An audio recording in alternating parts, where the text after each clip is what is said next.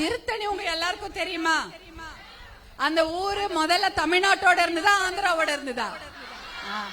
1953 தான் அத தமிழ்நாட்டோட சேர்க்கணும்ன்ற ஒரு குரல் கேக்குது. அப்புறம் 1953 நம்மளுடைய மறைந்த பாரத பிரதமர் நேருஜி தெரியுமா எல்லாருக்கும்? குழந்தைகள் தின ஸ்கூல்ல எதுக்கு லீவ் விடுறாங்க? அவருடைய பிறந்த நாளுக்காக தான். அவருடைய பண்டித ஜவஹர்லால் நேரு அவர்கள் டெல்லியில பிரதமரா இருக்கார். அந்த சமயம் பெரிய குரல் எழுப்புது.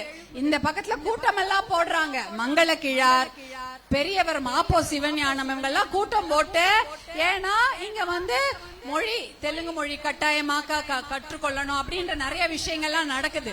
அப்ப என்ன சொல்றாங்க, தமிழர்கள் வாழக்கூடிய இந்த பகுதி திருத்தணி தமிழ்நாட்டோட போகணும்னு பேசுறாங்க.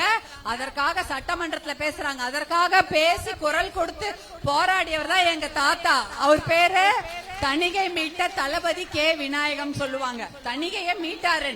அந்த காலத்துல சோசியல் மீடியா இருந்ததாமா? நீங்க போட்டோ எடுத்து போட்டா உடனே இன்ஸ்டா, பேஸ்புக், வாட்ஸ்அப் இருந்ததா? கிடையாது. இங்க என்ன பண்ணா எப்படி டெல்லிக்கு தெரியும்?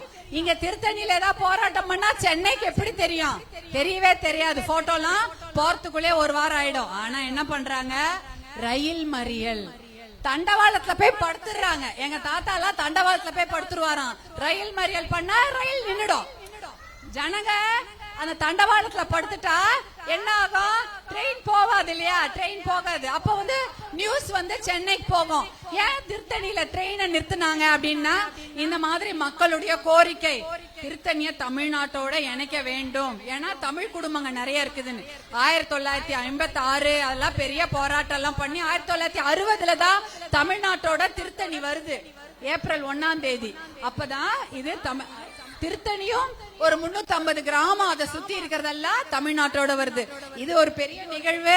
எங்க தாத்தா எம்எல்ஏவா இருக்கும் போது அறிஞர் அண்ணா தான் சிஎம், முதலமைச்சர்.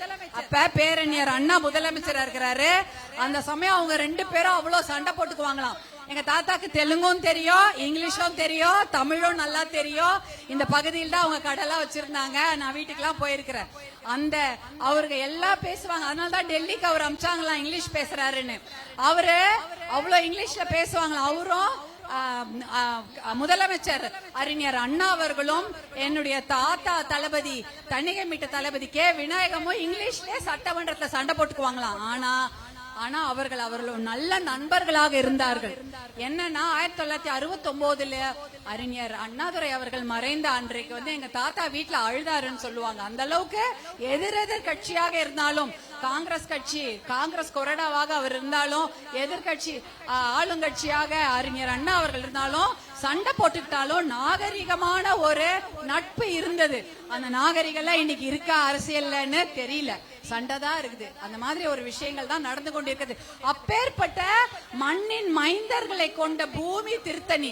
எல்லாம் எங்க திருத்தணில இருந்து பிறந்தவர் சட்டமன்றத்துல பேசுறாரு, பாராளுமன்றம் அங்க டெல்லியில பேசுறாரு.